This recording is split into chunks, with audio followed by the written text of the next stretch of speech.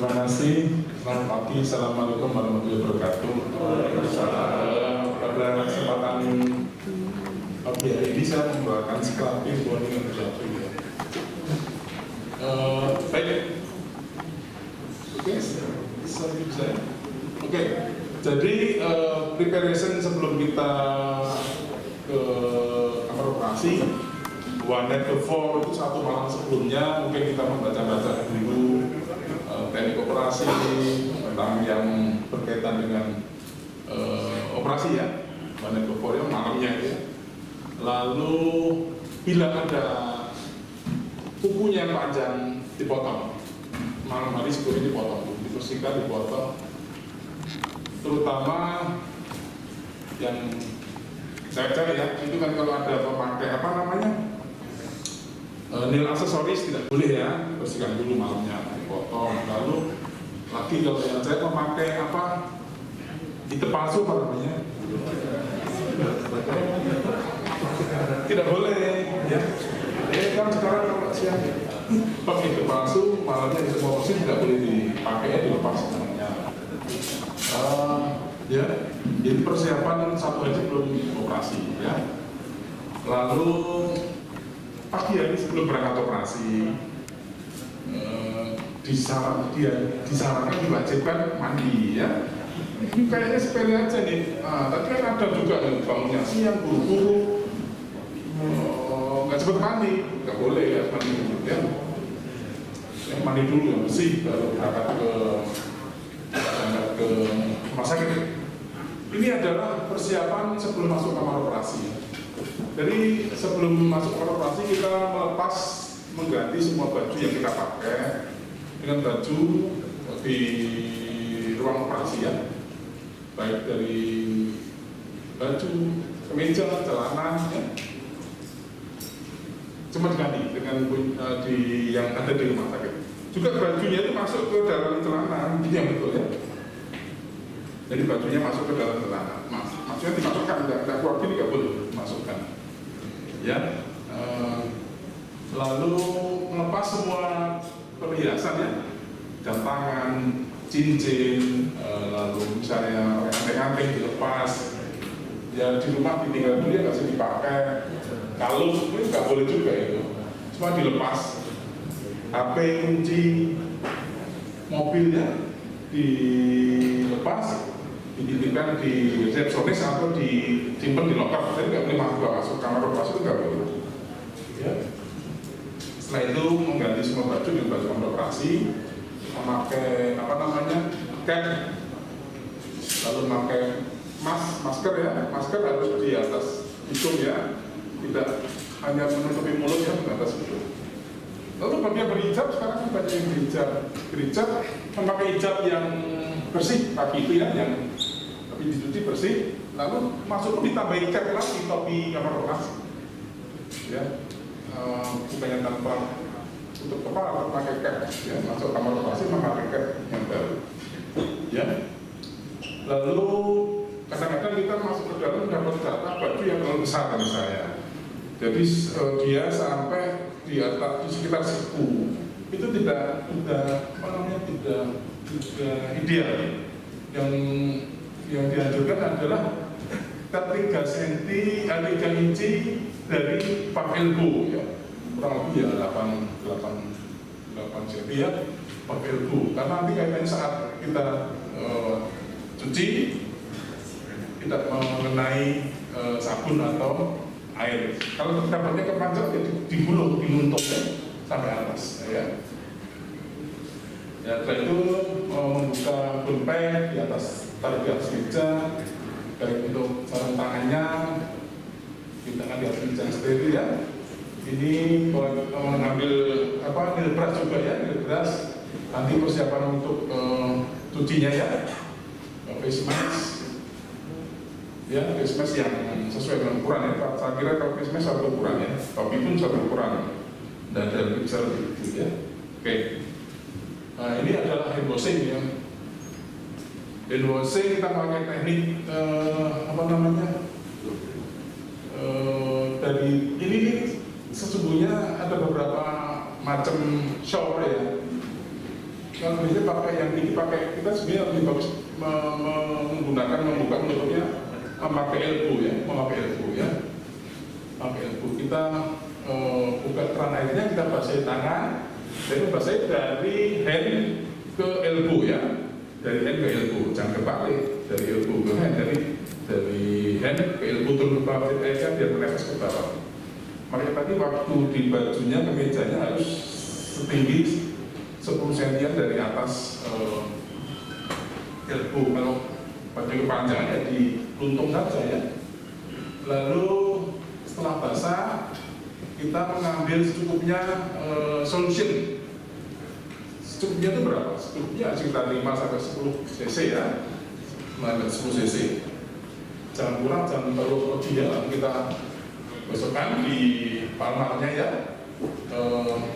Gosok-gosokkan palm to palm, lalu palm to over the dorsum ya, masuk ke jari-jari semua ya, sampai yakin. Lalu palm to palm ya. Ini apa namanya, ada timingnya, jadi kita bukan kekerasan atau penekanan sabun supaya biar pusing, kita merasa pusing digosok yang kuat, tapi tepat waktu tidak boleh. Itu ada timing consumption-nya.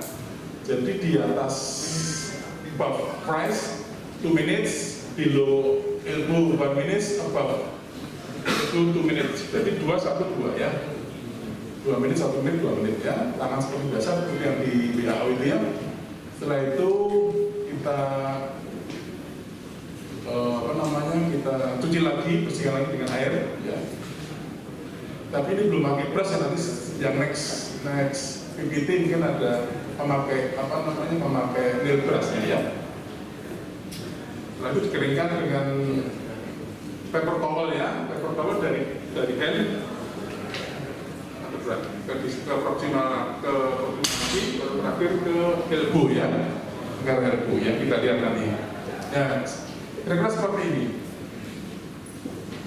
Nail brush digunakan ya, setelah kita tadi membasahi, nail brush dipakai kuku, tapi cara menggosoknya tidak boleh naik turun, dari atas ke bawah, satu arah.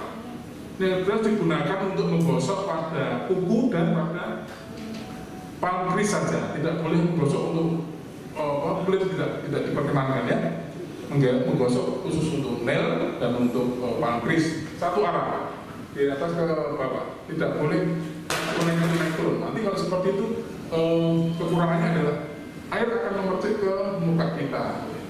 Selain itu, bakteri kontaminasi akan ke arah proksimal lagi, dari satu arah, dari proksimal ke distal. Kiri dulu, setelah itu kanan, ya kan? Sama. Setelah itu di nail brush dibuang, ya, kita bersihkan lagi dengan 212 ya, dari proksimal ke distal, berputar ya.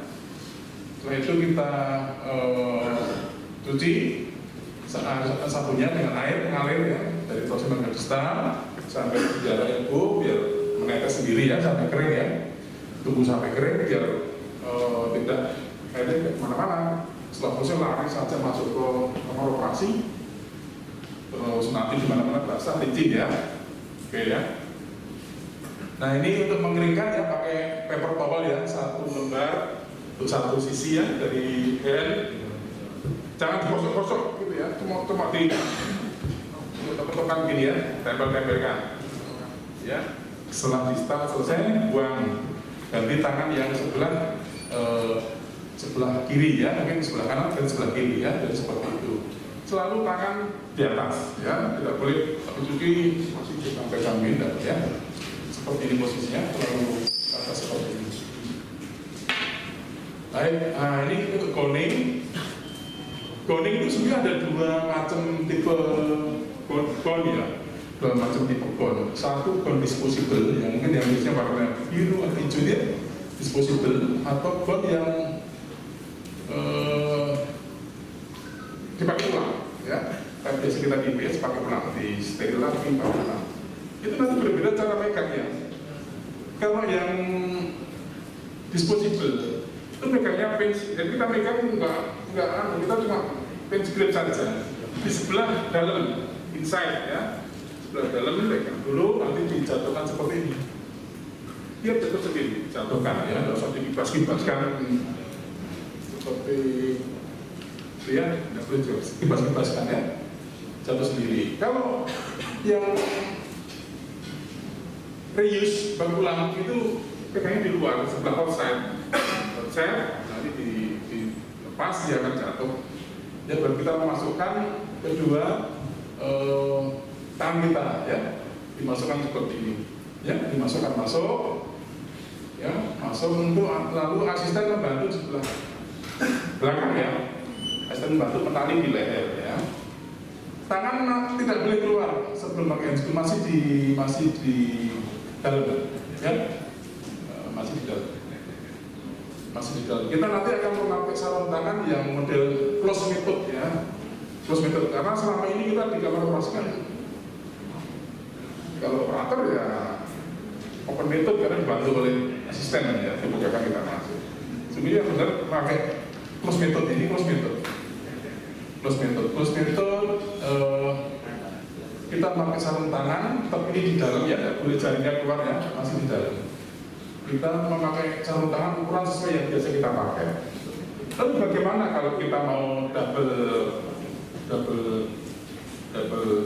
handscoon? Double handscoon kita memakai yang dalam itu setengah ukuran lebih besar dari yang biasa kita pakai. Seandainya kita memakai ukuran 7, yang dalam 7,5 pakai dulu, 7,5 pakai dulu, lalu baru yang di luar, yang double-nya itu, yang biasa nomornya kita pakai. Itu ya 7. Nah kalau 8,5 ya, saya nggak pernah. Itu 8,5, 9 nggak pernah.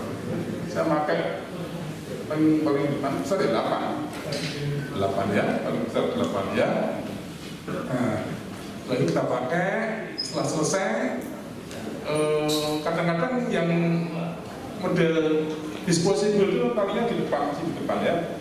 Kita tarik yang ada kertasnya itu, diberikan ke asisten dia yang akan menarikan, dia berputar, bukannya operator yang berputar badannya begini, bukan, asisten yang berputar ya. Kita pegang dulu, berputar, kita ambil, kita tali, yang ada kertasnya ditarik oleh asisten, dibuang, kita tali ya.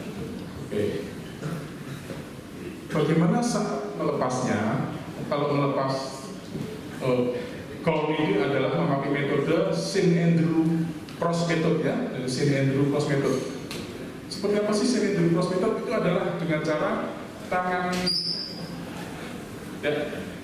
kanan memegang bahu kiri, tangan kiri memegang bahu kanan, sedikit ditarik, ya kan? Keluar. Terus digulung, diputar gulung. Jadi yang sebelah luar yang tadi terkontaminasi, dia menjadi di dalam. Yang di sebelah dalam yang steril menjadi di luar sekarang ya. Dilepas, dibuang. Lalu cara melepas handphone dengan teknik dirty to dirty, clean to clean ya. Kalau kotor ya dengan kotor, kalau bersih ya seperti dibuka dari dalam, clean to clean ya, dikeluarkan. Tadi saya lupa, kalau sudah memakai baju brown, jangan lupa kalau mau moving bergerak, back to back, front to front. Jadi kalau satunya menghadap kita mau jalan ke sana ya front to front ya ke depan. Tapi kalau dia menghadap ke meja kita ya back to back ya, tidak boleh back to front ya, boleh back to back, front to front ya. Oke, aku sudah habis apa-apa. Nah ini untuk saya grafik saya kira sudah kan semua ya. Tujuannya bisa mendapatkan area medan operasi yang steril dengan mengurangi risiko infeksi dari SSIS, dengan mengurangi dari pergerakan dari mikroorganisme ya, dari daerah steril ke steril area. Dimana kalau dibandingkan dengan full body steril dress dengan memakai steril gown, lalu memakai sarung tangan, masker dan cap secara komplit, dibandingkan dengan yang sarung tangan dan secukupnya, dia risiko infeksinya jauh berkurang ya. Baik. Ya, ini apa namanya, steril dikelola dengan baik, jangan terlalu banyak dipindah-pindah ya. Jadi sehingga mengurangi resiko infeksi ya. Setelah semuanya siap, steril, medan operasi siap, jangan lama-lama untuk mulai operasi. Kalau masih cerita segala macam ya, segera dimulai insisinya, segera dimulai operasinya ya. Menempatkan draping dari sentral tempat operasi baru ke perifer ya, di mana meja operasi yang dipakai yang di draping tadi yang paling steril adalah di atasnya ya. Apabila ada bagian draping yang jatuh menjuntai misalnya ya, yang mengenai lantai atau mengenai pinggir meja, otomatis menjadi tidak steril ya, ganti ya. Kalau tidak boleh sampai mengenai lantai, tidak boleh ya, harus kalau tidak mengenai ambil buang ganti. Ya.